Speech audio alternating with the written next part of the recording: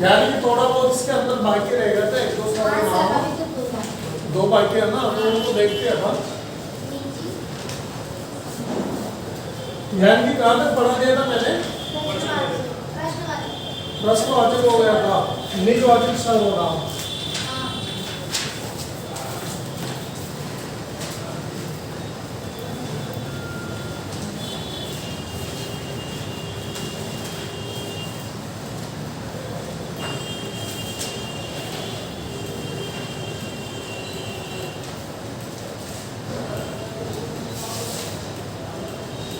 अब निजवाचक सर्वनाम से कहते हैं यानी कि जिस सर्वनाम शब्द का प्रयोग वक्ता पुनः अपने स्वयं के लिए करता है उसे निजवाचक सर्वनाम कहते हैं। इसके अंदर देखिए कौन कौन से सर्वनाम आते हैं।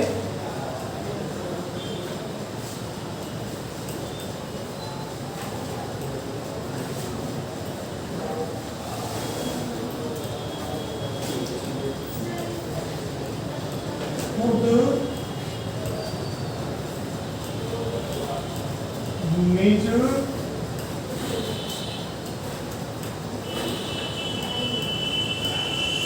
अपने आप, जैसे इनका वाक्य में प्रयोग करके हम देखते हैं। उदाहरण देखिए, मैं स्वयं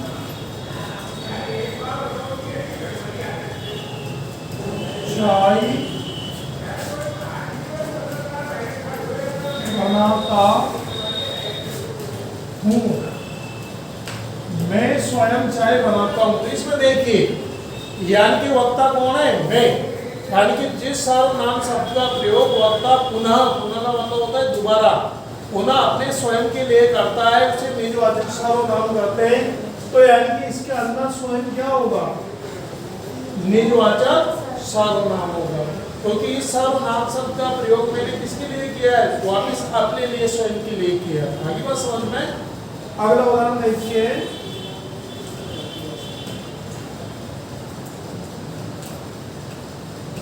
हरि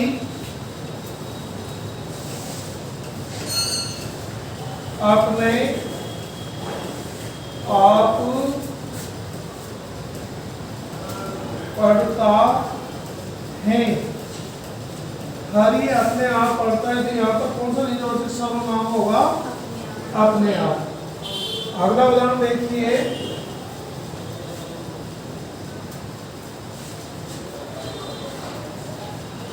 हम खुद बाजार जाते हैं। हम खुद बाजार जाते हैं, तो यहाँ पर खुद क्या होगा? निजवाचक सर्वनाम। अगला उदाहरण देखिए, मैं निज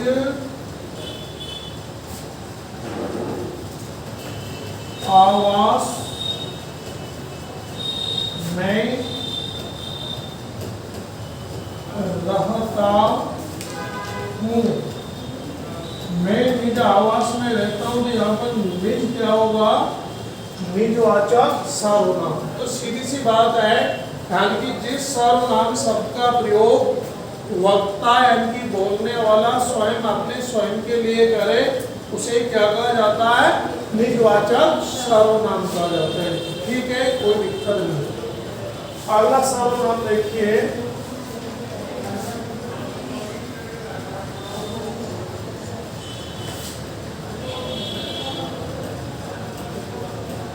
संबंध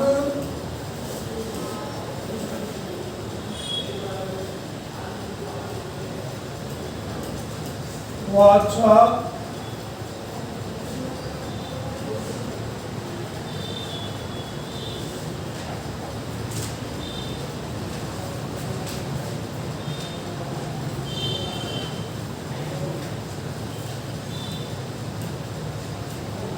सर्वनाम। संबंधवाचक सर्वनाम अब इसकी परिभाषा क्या दी जा सकती है, यानी कि जहां पर एक सर्वनाम का संबंध दूसरे सर्वनाम के साथ प्रकट किया जाता है उसे संबंधवाचक सर्वनाम कहते हैं।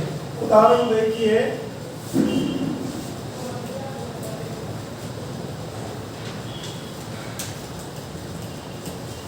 जो करेगा सो भरेगा। जो करेगा सो भरेगा, तो जो का संबंध किससे बताया गया है, सो से बताया गया है। अगला उदाहरण देखो,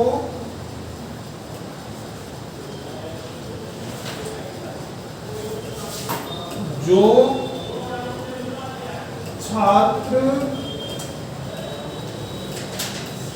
मेहनत करता है वह सफल होता है। जो छात्र मेहनत करता है वो सफल होता है, तो जो का संबंध किससे बताया गया है, वह से बताया गया। आगे बात समझ में। अगला देखिए,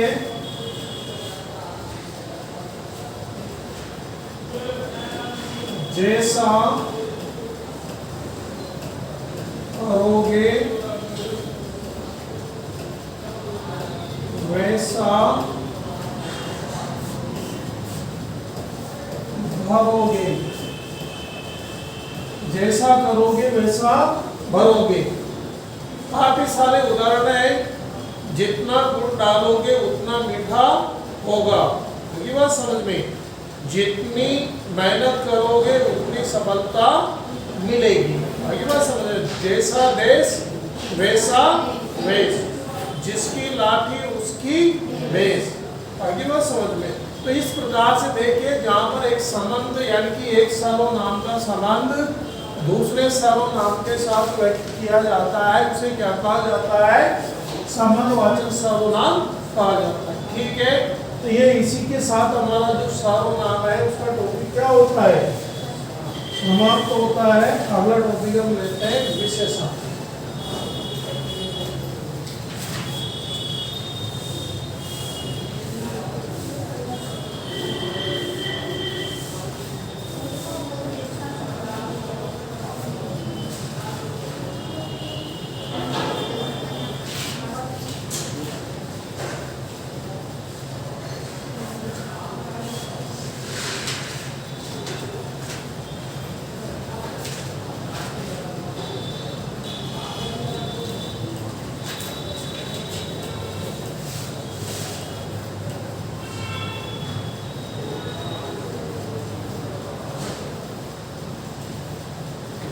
विशेषण परिभाषा देखिए,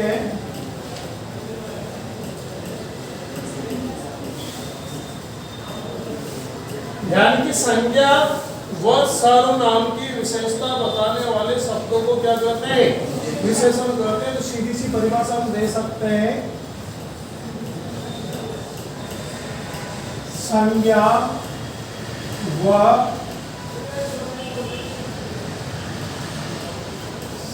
सर्वनाम की, संज्ञा व सर्वनाम की विशेषता बताने वाले शब्दों को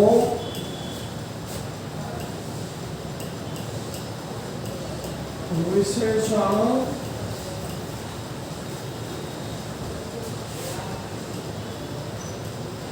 कहते हैं। संज्ञा व सर्वनाम की विशेषता बताने वाले शब्दों को क्या कहा जाता है, विशेषण कहा जाता है। उदाहरण देखिए,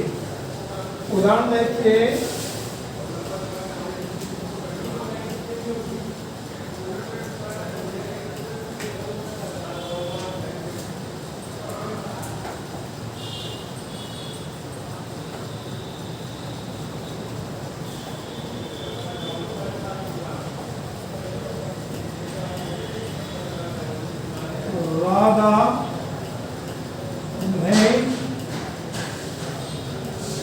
सुंदर फूल तोड़ा। राधा ने सुंदर फूल तोड़ा। अब देखिए यहाँ पर क्या होगा, यानी कि ये शब्द क्या है, ये संज्ञा है, फूल क्या है, संज्ञा है, और सुंदर शब्द क्या है, विशेषण है। किसकी विशेषता बता रहा है, फूल की विशेषता बता रहा है। तो हमारी तो परिभाषा यही तो है कि संज्ञा और सर्वनाम की विशेषता बताने वाले शब्दों को क्या कहते हैं, विशेषण करते हैं। तो इसको क्या कहा जाएगा, विशेषण। और ये क्या है, जिसकी विशेषता बताई जाती है उसे क्या कहा जाता है, विशेष्य। यानी कि जिस शब्द की विशेषता बताई जाती है उसे क्या कहा जाता है, विशेष्य कहा जाता है। जैसे और भी उदाहरण आप देखिए, एक डायग्राम से इसको अपन एक साथ समझने का प्रयास करते हैं। जैसे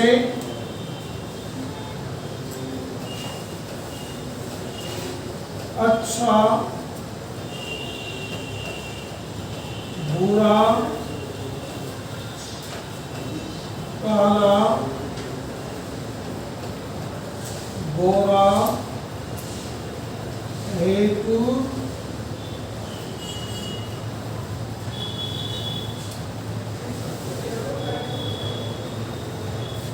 बालक।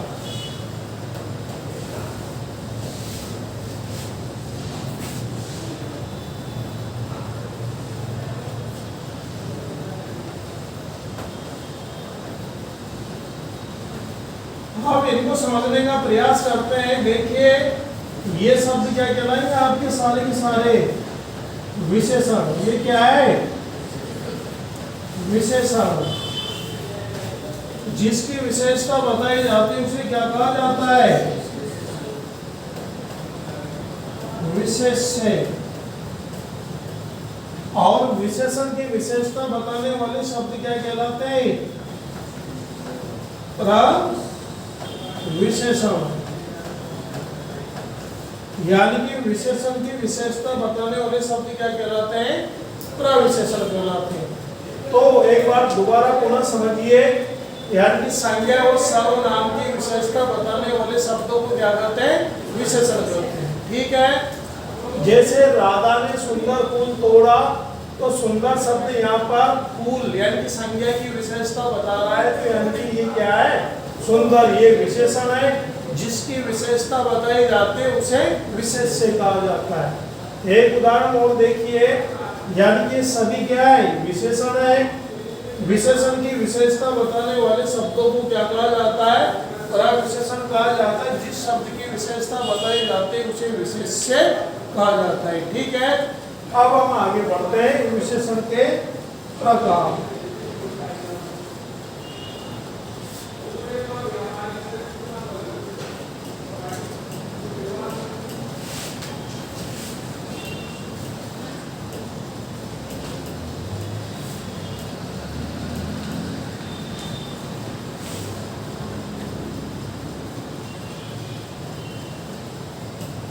विशेषण के प्रकार। अब इसके अंदर पहला हम देखते हैं नंबर 1,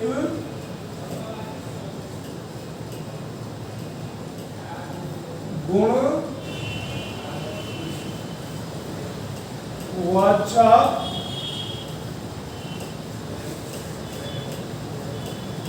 विशेषण। दूसरा आपका हो जाएगा संख्या वाचक विशेषण। तीसरा आपका हो जाएगा परिमाण वाचक विशेषण।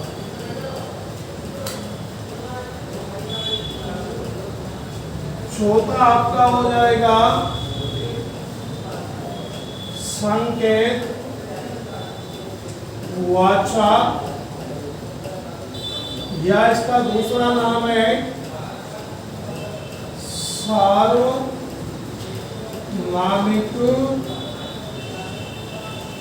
विशेषण। सार्वनामिक विशेषण। अब देखिए एनसीईआरटी की बुक के अंदर एक और दे रखा है आपका व्यक्तिवाचक विशेषण। वैसे मुख्य रूप से जो सर्वमान्य भेद माने जाते हैं कितने होते हैं? 4 ही होते हैं। आगे बात समझ में। अब इसके अंदर पहला जो समझने का प्रयास करेंगे हम गुणवाचक विशेषण। तो यानी कि गुणवाचक विशेषण किसे कहते हैं? यानी कि जिस विशेषण के द्वारा रंग, रूप,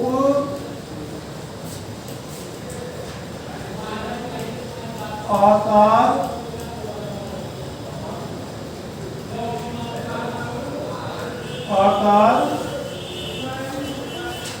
प्रकार,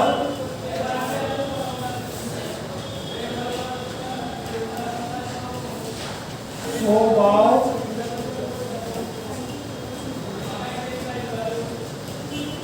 गुण, दोष,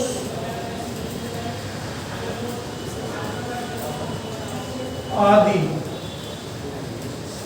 ध्यान की जिस विशेषण के द्वारा रंग, रूप, आकार, प्रकार, स्वभाव, गुण, दोष आदि की विशेषता बताई जाती है उसे कहा जाता है गुणवाचक विशेषण। उदाहरण देखिए,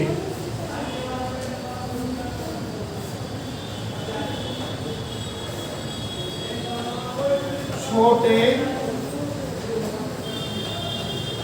बालक ने बड़े व्यक्ति, छोटे बालक ने बड़े व्यक्ति की बात मानकर सुंदर फूल नहीं तोड़ा। छोटे व्यक्ति ने बड़े व्यक्ति की बात मानकर सुंदर फूल नहीं तोड़ा। अब देखिए यहाँ पर किस किस जगह पर गुणवाचक विशेषण आया है? छोटे, बड़े और सुंदर। तो इस वाक्य में 3 जगह आपके किस विशेषण का प्रयोग हुआ है? गुणवाचक विशेषण का प्रयोग हुआ है। आगे बात समझ में। अगला उदाहरण देखिए,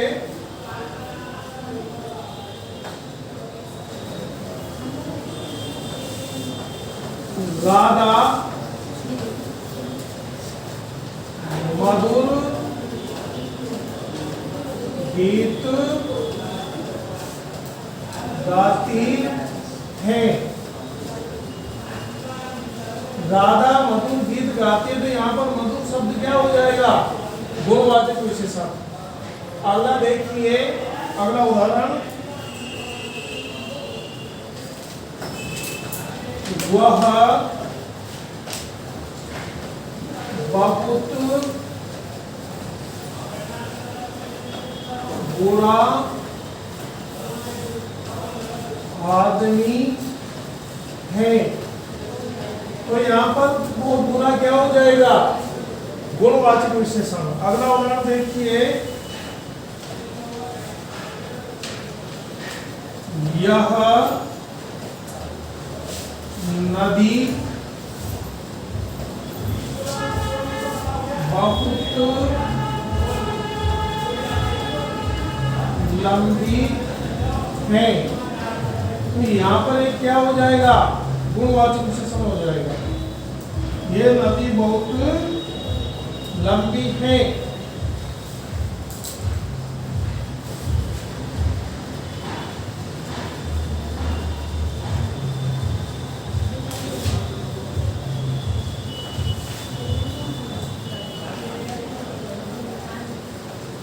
यह नदी बहुत लंबी है। अगला देखिए, अगला उदाहरण देखिए, वह आर्थिक आर्थिक दृष्टि से परेशान था। वह आर्थिक दृष्टि से परेशान था, तो आर्थिक क्या हो जाएगा? गुणवाचक विशेषण। जैसे पुजारी जी धार्मिक व्यक्ति थे, जहां पर भी एक प्रत्यय जुड़ा रहता है वहां पर भी कौन सा विशेषण होता है? गुणवाचक विशेषण होता है। जैसे आर्थिक, सामाजिक, राजनैतिक, धार्मिक, पारिवारिक। जैसे उनके बीच पारिवारिक झगड़ा हो रहा था, तो झगड़ा शब्द तो क्या हो गया? संज्ञा। और पारिवारिक शब्द क्या हो गया? विशेषण हो गया। तो जहां पर भी प्रत्यय जुड़ा रहता है वहां पर भी कौन सा विशेषण होता है? गुणवाचक। तो यानी कि एक बार पुनः इसका रिवाइज करते हैं। यानी कि जिस विशेषण के द्वारा रंग, रूप, आकार, प्रकार, गुण, दोष, स्वभाव आदि की विशेषता बताई जाती है उसे क्या कहा जाता है? गुणवाचक विशेषण कहा जाता है। ठीक है। दूसरा विशेषण हमारा आता है संख्यावाचक विशेषण।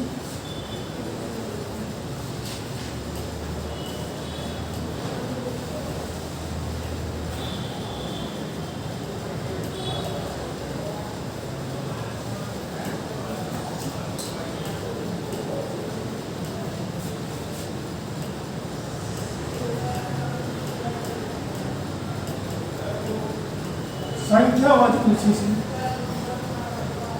अब संख्यावाचक विशेषण यानी कि सीधी सी परिभाषा है, जिस विशेषण के द्वारा विशेष्य की संख्या का बोध कराया जाता है। यानी कि विशेष्य की संख्या के बारे में बताया जाता है, उसे क्या कहा जाता है?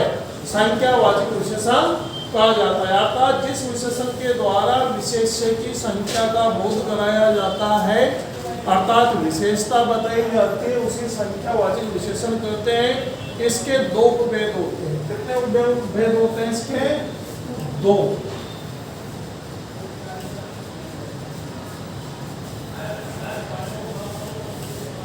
निश्चित संख्यावाचक विशेषण, निश्चित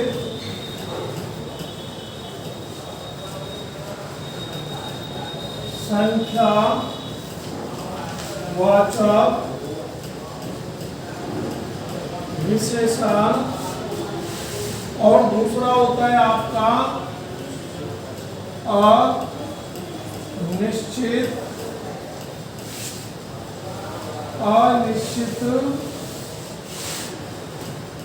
संख्या वाचक विशेषण। अब देखिए निश्चित संख्यावाचक विशेषण कहां पर होता है? जहां पर निश्चित व्यक्ति, स्थान, वस्तु की संख्या क्या होती है? निश्चित होती है। जैसे उदाहरण देखिए,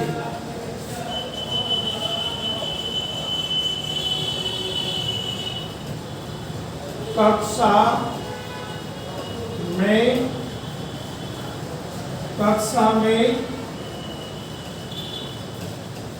12 छात्र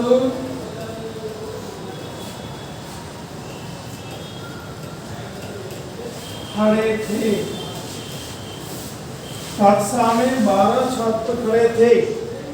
आप मुझे बताइए इसमें कौन सा शब्द विशेषता बता रहा है? 12। क्योंकि छात्र शब्द क्या है? संज्ञा है। ये एक निश्चित काउंटिंग बता रहा है भाई इतने छात्र खड़े थे। ठीक है ना। अगला उदाहरण देखिए,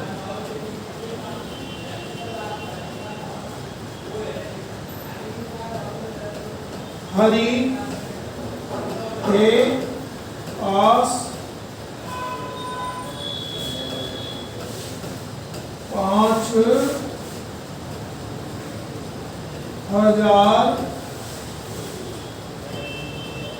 रुपए हैं। हरि के पास कितने रुपए हैं? 5,000 निश्चित संख्या है। अगला उदाहरण देखो, इस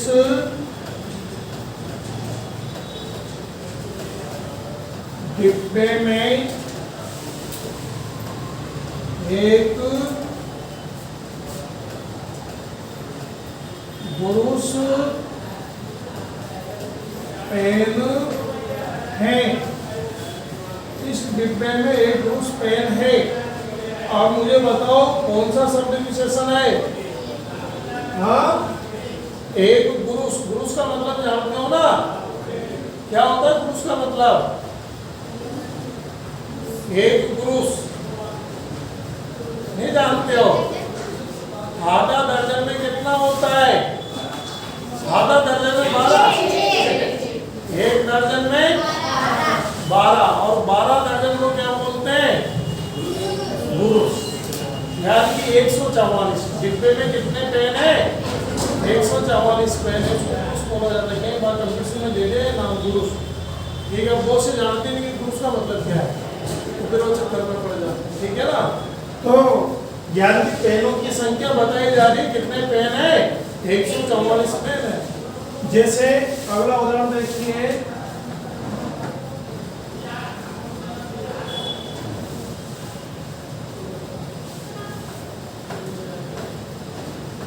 सेना से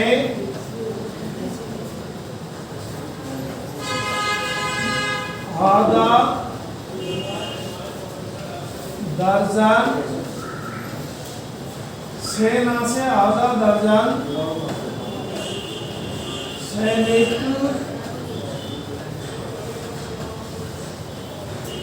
चले गए। तो यानी कि यहाँ पर देखिए विशेषण कौन सा होगा? आधा दर्जन। ठीक है, अगला उदाहरण देखो,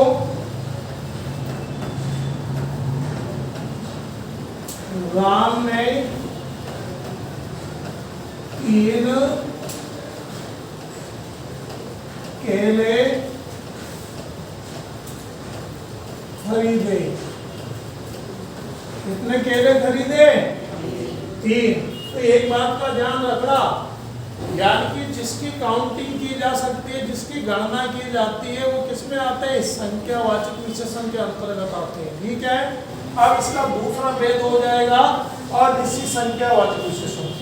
जिस विशेषण के द्वारा विशेष्य की निश्चित संख्या का बोध नहीं होता है उसे कहा जाता है अनिश्चित संख्यावाचक विशेषण। उदाहरण देखिए,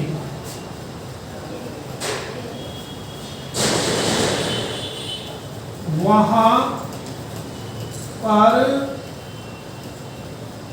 कुछ लोग,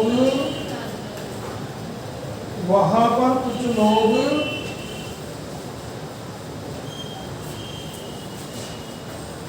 वहां पर कुछ लोग खड़े थे। वहां पर कुछ लोग खड़े, तो बताइए मुझे कौन सा विशेषण है जो यानी कि अनिश्चित संख्या का बोध करा रहा है? हाँ, कुछ निश्चित काउंटिंग नहीं है। कितने 10 हो सकते हैं, 20 हो सकते हैं, कितने भी हो सकते हैं। आई बात समझ में? अगला उदाहरण देखिए,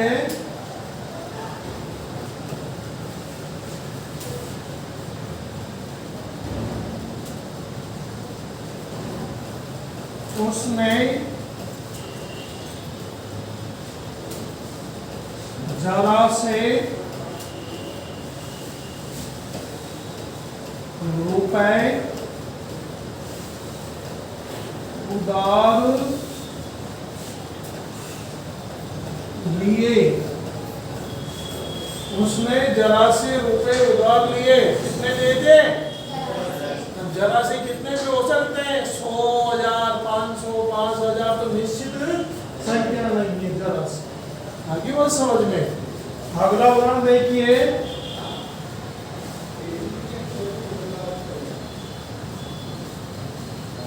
आज मेला देखने